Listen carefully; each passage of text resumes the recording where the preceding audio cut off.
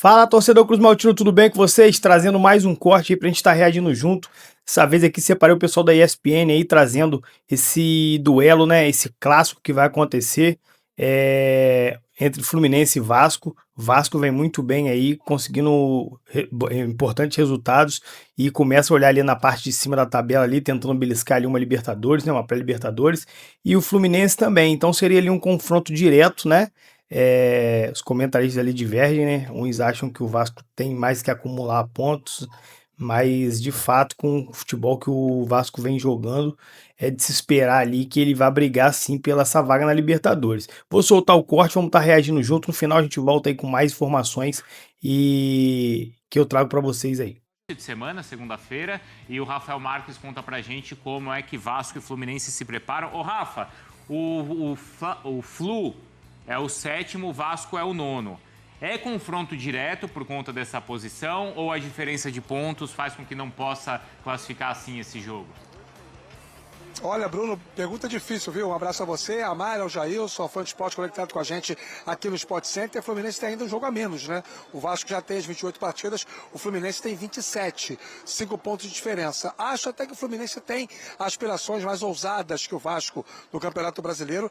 Ainda é mais prudente o Vasco pensar em acumular pontos para evitar qualquer tipo de risco de queda do que propriamente ficar projetando algo além. Mas pela bola que o time tem jogado, naturalmente é de se imaginar que o torcedor esteja mais empolgado, mais confiante e pensando até na possibilidade de modificar uma tendência recente desse confronto. Últimos 4 jogos entre Vasco e Fluminense, o Fluminense venceu 3 e o Vasco venceu apenas 1, incluindo o jogo do primeiro turno deste Campeonato Brasileiro. Logo mais, 7h30 da noite, a bola rola aqui no Maracanã, expectativa de chuva no final da tarde, início da noite desta segunda-feira aqui no Rio de Janeiro, e o curioso é que 50 mil torcedores já compraram ingressos para essa partida. E eu falo curioso por quê? Porque o jogo é cedo, é 7h30 da noite de uma segunda-feira, o que normalmente torna mais inviável a presença maciça dos torcedores. Tudo 50%, houve tempo em que o Vasco e o Fluminense brigaram muito pelo lado do Maracanã, pelo exercício do 90-10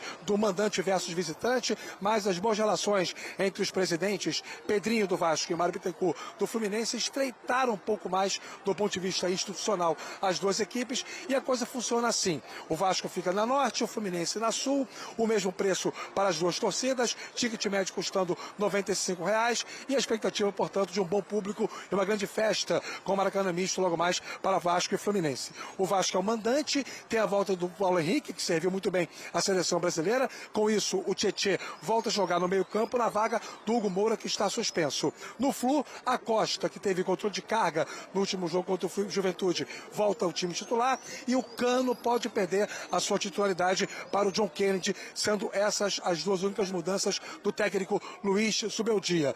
Diferença de pontos é pequena, campeonatos semelhantes, os dois times na primeira página de classificação, promessa de um baita clássico, Bruno. O Rafa, eu ia te perguntar essa questão dos ingressos, então só confirma pra gente, mais de 50 mil vendidos e o Vasco vai, como mandante, ele fica do lado norte, que foi palco que foi a área de disputa entre os dois, é isso ou não? Não, é o a área de disputa foi o sul. E aí o Fluminense continua no sul. O Vasco vai ficar no norte, mesmo sendo o mandante de uma outra época. Quando o Vasco era o mandante, fazia questão de ficar na sul e aí o Fluminense ia para norte. Eram outras discussões. O contrato que o Fluminense tem, junto com o Flamengo, com o consórcio Maracanã, colocou todos esses aspectos numa espécie de ponto final. E agora o Vasco sabe que quando enfrentar o Fluminense no Maracanã, em qualquer circunstância, o seu torcedor vai ficar no setor norte. E repito, esse assunto é página virada nos bastidores do futebol carioca, também em função da relação muito boa que tem Mário Bittencourt e Pedrinho. Boa, Rafa, obrigado. Melhor assim mesmo. Vamos ver as escalações, então? Porque o Rafa tava falando, claro, da volta do Paulo Henrique ali no Vasco. Tá do lado direito? Tá. Olha lá, ó, com o Jardim. Na frente tá ali o Ryan, Coutinho, Andrés Gomes e Nuno Moreira. Beleza, esse é o time do Vasco. Vamos ver o Fluminense? O Rafa falava da possibilidade do John Kennedy ser titular no lugar do Cano. E é assim, então, Fábio, Samuel Xavier, Thiago Silva, Freitas e René, Martinelli Hércules, Acosta, Canóbio, Serna e John Kennedy. Você forte, hein? Eu acho. Forte. O Flu mais que o Vasco? Acho. Acho mais encaixado também, né? O jogo do Fluminense flui melhor. Concorda, Gilson? Porque o Vasco mais ou cresceu aí menos, nas mais ou últimas menos, rodadas, porque o né? Vasco também cresceu ali, o Diniz é justamente uma situação que a gente falava de alternativa ao Verratti, e ele tá conseguindo ali com o Andrés Gomes, né, aberto, aí tá rolando revezamento para ver quem fica mais na parte ali de centroavante, ora ele usa o Ryan, ora o Nuno Moreira entra, o Felipe Coutinho, enfim, o próprio Andrés, então acho que pode ser um clássico bem parelho, de verdade. Geralmente eu não fico em cima do muro, mas nessa eu não vejo muita diferença, não. Acho que o Vasco vem numa crescente boa e o Fluminense, com o Zubeldia, se encontrou com o Acosta, né? Nesse camisa 10, nessa referência ali no meio-campo. E entre os dois técnicos, quem vocês acham que está mais em alta nesse momento? Porque os dois estão bem. O Diniz passou por um momento difícil no Vasco, recuperou bem, né, Mari? Eu acho que e o justamente por isso. Zubeldia chegou chegando. Eu acho que justamente por isso, porque a gente questionou a saída do Renato, né? O Fluminense... Não, questionou sim, porque não teve um grande momento ali, Ele que largou, sequência. não, ele que largou, ele não se Exatamente, embora, então, né? exatamente, era isso, não tinha ali, né, a discussão não acontecia. Não. O Renato deve ou não, enfim. Então, acho que as soluções encontradas pelo Diniz, né, para colocar o Vasco ali, só duas posições diferentes do Fluminense. Mas o Flu com o Zubeldia joga melhor do que jogava o O principal Renato. ponto é o Acosta. A diferença é essa pra mim. E com o Renato, ele ainda ficava vinha no com banco, três, né? e ele E era vinha os com três volantes, com o Era os Nonato. três volantes, isso. Chegando, ele priorizava a marcação para uma tentativa, né? Mesma vez com bola, porque esse time do Fluminense, mesmo com os três volantes, ficava com bastante posse de bola, mas faltava a qualidade de um camisa 10, de quebrar a linha, de O jogo aproximação não passava dos por dois dentro, lados, né? Era só a bola lado era de basicamente Serna e Canóbio. Agora o Acosta tá fazendo bastante diferença nesse time. E o Ryan como centroavante, vocês gostam? Funciona? Eu prefiro que ele jogue na posição dele. De lado. Aberto pelo lado direito, que ele tem a possibilidade de fazer o que ele gosta, né? De um cara de força, de às vezes trazer para dentro e dar uma chapada, fazer a finalização de longa, né?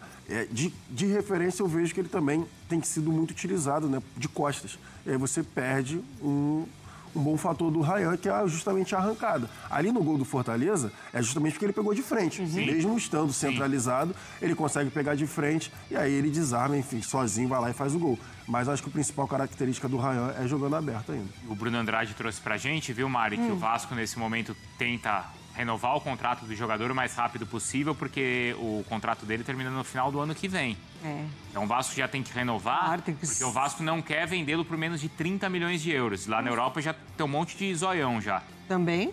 em cima dele. Já entra no perigo também de ter que aceitar qualquer proposta, né? Ou aceitar qualquer Ou você proposta, aceita- ou perder o cara de Enfim. graça. Ou você aceita contrato. em julho, ele pode assinar um Vai pré-contrato embora. e sai de Isso, graça. A informação do Bruno Andrade mais cedo hoje lá no nosso Fala Fonte. Bom, é semana de Libertadores, é semana de Copa Sul-Americana e, claro, a maior... Então tá aí, torcedor vascaíno, esse foi o corte muito bacana da ESPN que a gente separou para vocês. É um corte aí bem completo, já trazendo os preparativos, né, para essa partida de logo mais. Uma partida aí recheada de elementos, né? É um clássico, eles estão disputando ali ponto a ponto essa Libertadores, né? Essa vaga para Libertadores. Tudo bem que o Vasco ali acaba tendo um jogo a mais do que o Fluminense, mas o Vasco tem 36 pontos e o Fluminense 41. Caso o Vasco vença esse confronto, o Vasco chega ali a 39 e fica colado no Fluminense.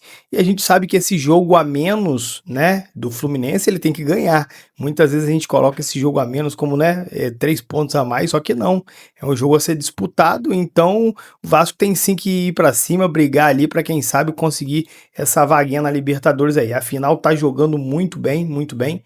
E o outro assunto aí também é a situação do Ryan, né? Esse contrato aí, essa renovação seria muito importante visando proteger o clube ali numa possível saída do Ryan, né? Bem provável, na verdade, uma saída aí no próximo ano.